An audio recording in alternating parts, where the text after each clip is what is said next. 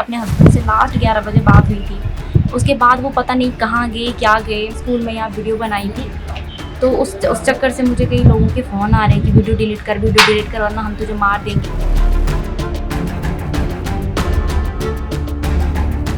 गाड़ी को भी बाहर निकाल करके जब चेक किया गया तो उसके अंदर इनकी चप्पल मिली।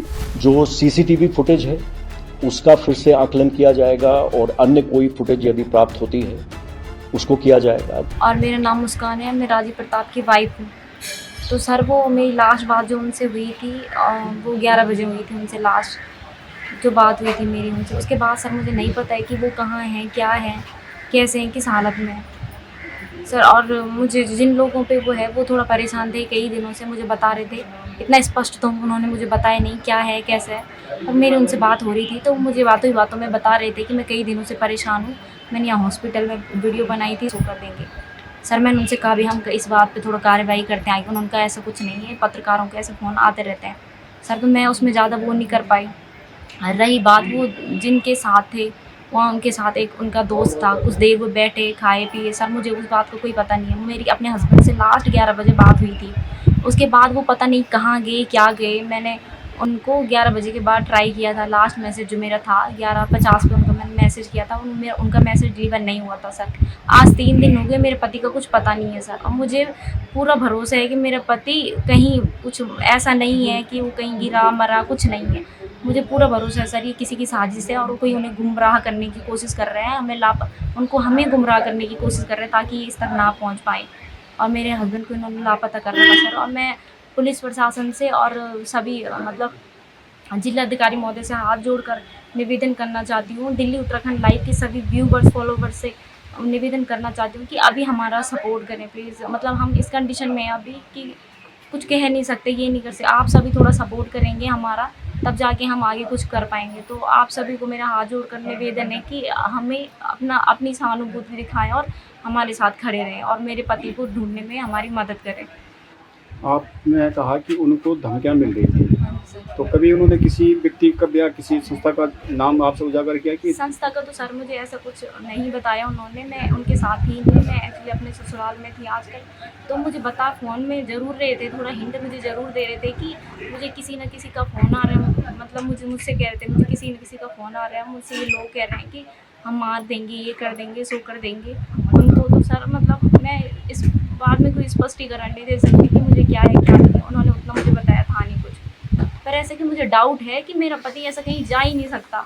मैं ये दावे के साथ बोल सकती हूँ, सबके सामने बोल सकती हूँ, और मुझे पूरा पता है कि उनको लापता किया गया है। और मैं इसी उम्मीद में हूँ कि मेरे पति मुझे मिलेंगे। मैं आप सभी से, मीडिया प्रभारी सभी से हाथ जोड़कर पत्रकार महोदय से निवेदन करती हूँ कि कृपया मेरे पति को ढूंढने में मेरी मदद करें। दिनांक 19 को राजीव प्रताप के परिवारजनों द्वारा राजीव की मिसिंग के संबंध में थाने में सूचना दी गई थी। इसके पश्चात हमारे द्वारा जो विभिन्न सीसीटीवी फुटेजेस का अवलोकन किया गया, जिसके पश्चात हमको ये पता चला कि 18 तारीख की रात में राजीव प्रताप अपने दोस्तों के साथ थे और उसके बाद अपने दोस्त की गाड़ी लेकर के गंगोरी की तरफ चले गए थे। जो हमारे पास फुटेज आई है 11:39 पर, जिसमें कि ये अकेले गाड़ी चलाते हुए दिखाई दे रहे हैं। उसके बाद 500 मीटर दूर पर ही जो घटना स्थल है, जहां पर अगले दिन उसके पास ही हमें इनकी गाड़ी मिली। उसके पश्चात से हम लोग लगातार इनकी सर्च कर रहे थे। गाड़ी को भी बाहर निकाल करके जब चेक किया गया तो उसके अंदर इनकी चप्पल मिली। उसके पश्चात से नदी में हमारे द्वारा लगातार सर्चिंग की गई। दिनांक 28 को इनकी डेड बॉडी जोशियाड़ा बराज से मिली थी। उसके पश्चात पंचायतनामा और पोस्टमार्टम की कार्रवाई की गई। पोस्टमार्टम रिपोर्ट में भी इनकी डेथ जो है चेस्ट और एब्डोमिनल इंजरीज, इंटरनल इंजरीज के कारण होना बताया है, जिसमें डॉक्टर द्वारा इस तरीके की चोटें एक्सीडेंटल इंजरीज होना बताया गया और उसी से उनकी मृत्यु की संभावना बताई गई है।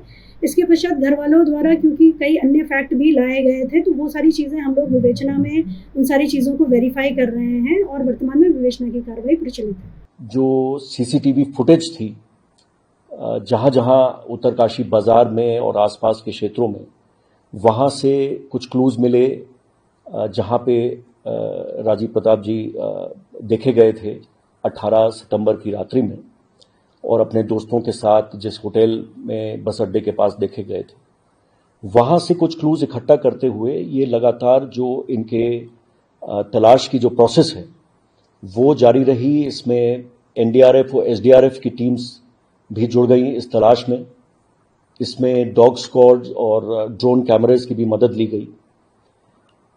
20 तारीख को जो वाहन जो आखिरी बार श्री राजीव प्रताप चलाते हुए दिखे थे सीसीटीवी फुटेज में, 20 तारीख को ये वाहन क्षतिग्रस्त हालत में भागीरथी नदी में ये मिला और ये जो ऑल्टो कार थी ये लगभग पुल से 55 मीटर नीचे गिरी थी और वहाँ से फिर ये रिकवर की गई।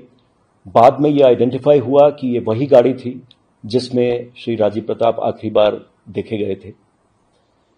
इसके बाद उनके परिजनों के रिक्वेस्ट पर अपहरण की क्योंकि आशंका जताई थी तो एफआईआर दर्ज करके छानबीन कंटिन्यू रही, इन्वेस्टिगेशन जारी रहा और 28 तारीख को एक शव नदी में एनडीआरएफ और एसडीआरएफ की टीम्स ने और लोकल पुलिस ने बरामद किया, जिसकी बाद में शिनाख्त श्री राजीव प्रताप की हुई उनके परिजनों और दोस्तों द्वारा। इसका पोस्टमार्टम कराया गया और पोस्टमार्टम रिपोर्ट भी पुलिस को प्राप्त हो गई है।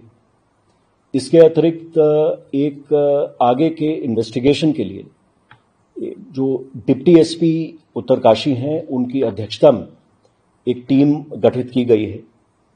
ये टीम अब तक के जितने भी साक्ष्य मिले हैं वो उनके एक्सीडेंट के संबंध में जो क्लूज मिल रहे हैं उनके बारे में, लास्ट जिन लोगों से उनकी बात हुई जिनके साथ वो थे उनके बयान अंकित करना, उनसे गहन छानबीन करना, इसकी कार्रवाई करेगी। जो कॉल डिटेल्स हैं और जो और इलेक्ट्रॉनिक एविडेंस है उसको पूरे स्तर पे फिर से एक बार रिव्यू किया जाएगा गहराई से। जो सीसीटीवी फुटेज है उसका फिर से आकलन किया जाएगा और अन्य कोई फुटेज यदि प्राप्त होती है उसको किया जाएगा। जहां तक जो उनकी क्षतिग्रस्त गाड़ी मिली है उसका भी जो अब तक टेक्निकल इवैल्यूएशन हुआ है और एक क्रैश इंपैक्ट एनालिसिस है वो भी इसमें कराया जाएगा। इसमें उनके परिजनों द्वारा श्री राजीव प्रताप को कुछ धमकी भरे कॉल्स भी मिलने के बारे में तथ्य अंकित कराया है।